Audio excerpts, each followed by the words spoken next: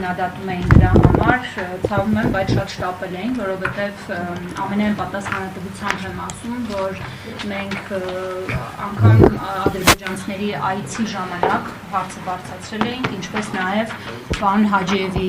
առջև ենք բարձրացրել հարցը։ Եվ ավելին ասեմ, որ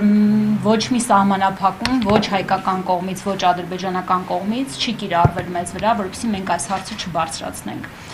Մենք բոլոր ծանոթ եք երևի, որ միջազգային ատյաններում, կառույցներում մենք բարձրացրել ենք եւ պարբերաբար շարունակում ենք բարձրացնել այս հարցը եւ Կարմիր խաչի վերջերս բացակայության հանգամանքով պայմանավորված եւս մի ալիք, այսպես նամակների գնացել է։ Այդուհանդերձ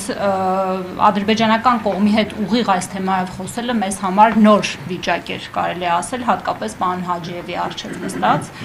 եւ մենք փորձեցինք մեր խոսքը ձևակերպել դիվանագիտորեն եւ հիմնավորել նրբանկատորեն, որպիսի արդյունքում կողմերի միջև առաջանա այսպես վստահության եւ փոխադարձ ընկալման զգացողություն, ինչի հետևանքով էլ հույս ունենք, որ այս խնդիրները ավելի արագ կլուծվեն։ Ցավով պիտի ասեմ, որ հստակ եւ կոնկրետ պատասխան չենք ստացել թվի, մարդկանց անունների եւ այլն, բայց այստեղ Հայաստանի իշխանություններն են մեզ հավաստիացրել, որ շարունակաբար ջանքեր են կիրառում, պարոն Հաջիևն էլ իր հերթին մեզ հավաստիացրեց, վստահեցրեց, որ շատ ակտիվ բանակցային գործընթաց ընթանում է։